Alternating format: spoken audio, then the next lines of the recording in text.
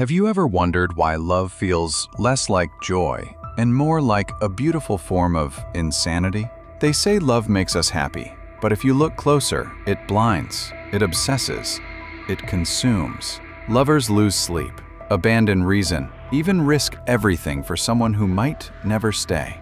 This isn't happiness. It's obsession, delusion, and chaos, carefully disguised as the sweetest feeling on earth.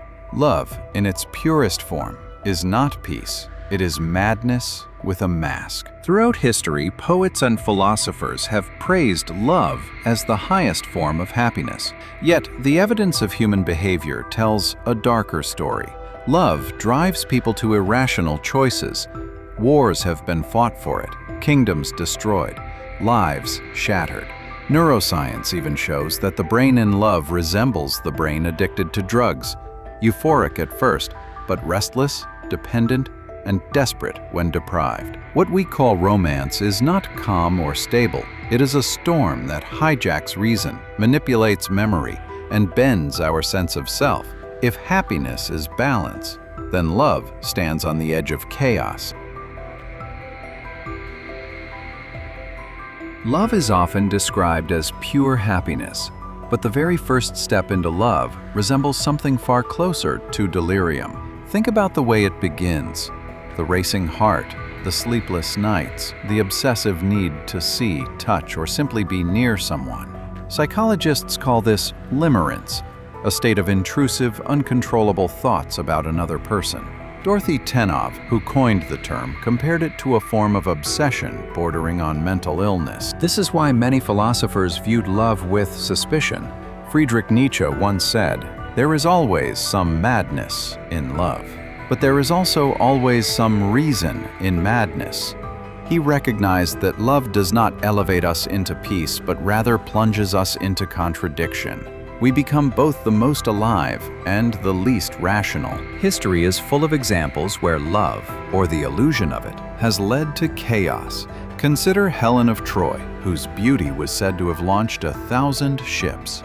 Her abduction sparked the Trojan War, a conflict that slaughtered thousands and reduced a civilization to ashes. Was this the fruit of happiness or of madness disguised as passion? In modern times, the pattern repeats itself. Political leaders have bent nations to satisfy their desires. From monarchs who married against the interests of their empires, to scandals that destabilized governments. Bill Clinton's affair nearly tore apart his presidency.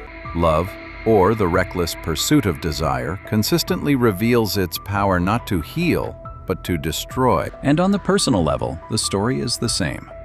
How many people have abandoned their families, careers, or even sanity in the name of love?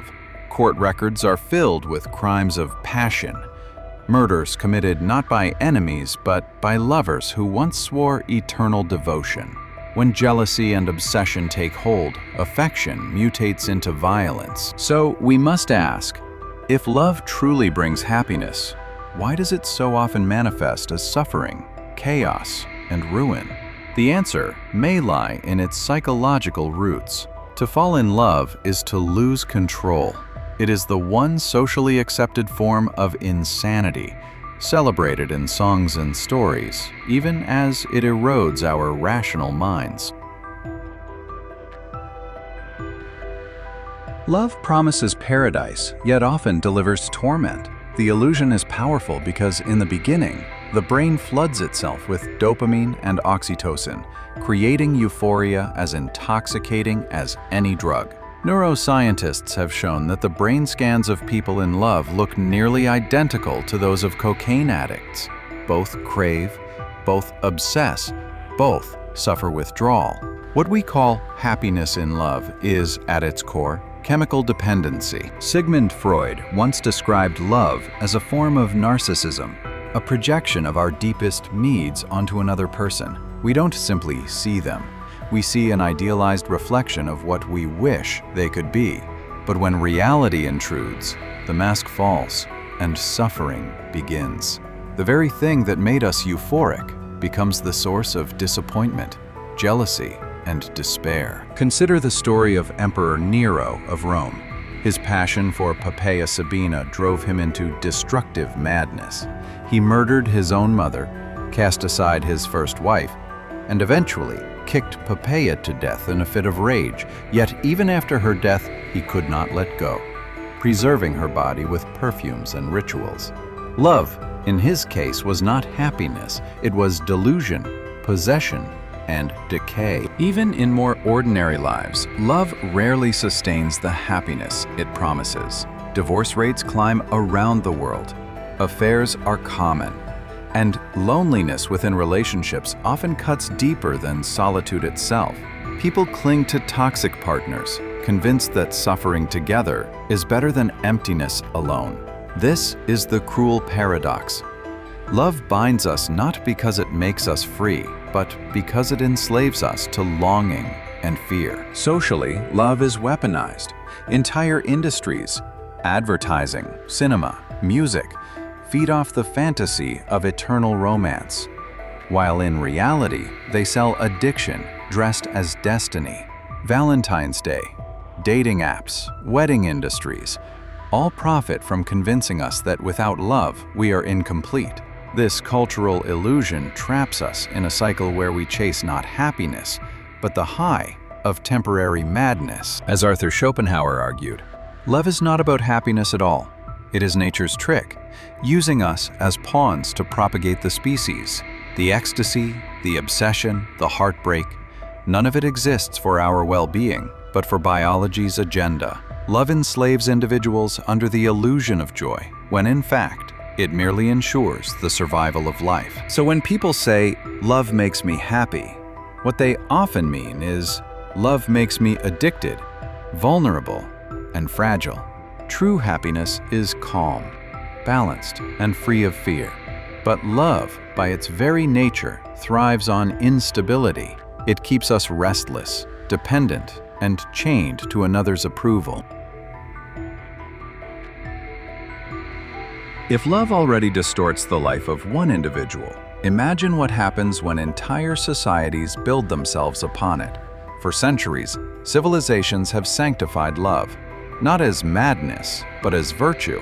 Religions elevate it, poets immortalize it, and nations glorify it. Yet beneath the poetry lies control, obsession, and tragedy. Think of Romeo and Juliet, celebrated as the greatest love story ever told. Strip away the romance, and what remains is the tale of two teenagers so blinded by passion that they chose death over life. Shakespeare understood the paradox. The audience weeps for their devotion, but what they witness is not happiness. It is madness that destroys two families. In politics, the same force has been used to manipulate masses.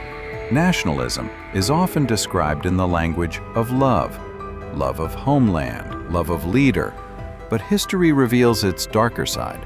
When citizens fall in love with authority, they suspend reason, surrender freedom, and justify atrocities. Hitler seduced a nation not only with fear, but with the intoxicating promise of belonging and devotion. Love, in this collective form, becomes hysteria. Art, too, is saturated with the madness of love. From Van Gogh's tormented letters to the haunting verses of Sylvia Plath, some of the greatest creations of humanity are born not from happiness, but from suffering disguised as love. The lover becomes muse, but also executioner of peace. Passion fuels creation, but burns the soul in the process. Even religion cloaks itself in the language of divine love. The idea of surrendering fully to God mirrors the surrender of a lover. Mystics describe their devotion as ecstatic union, rapture, intoxication, the annihilation of self. But notice the similarity. Whether directed at a human or at a deity, love demands sacrifice of reason, identity, and freedom. Carl Jung once warned, "Where love reigns, there is no will to power, and where power dominates, there is a lack of love. The one is the shadow of the other."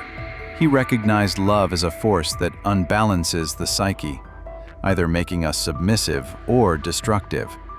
In both cases, balance, the essence of happiness, is absent. So why does humanity continue to worship love, knowing it's madness?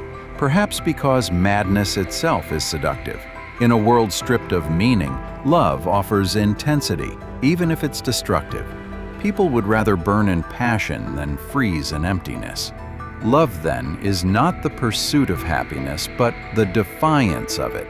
It is humanity's chosen madness, a fire we willingly step into, knowing it will consume us. Perhaps this is the truth we refuse to face.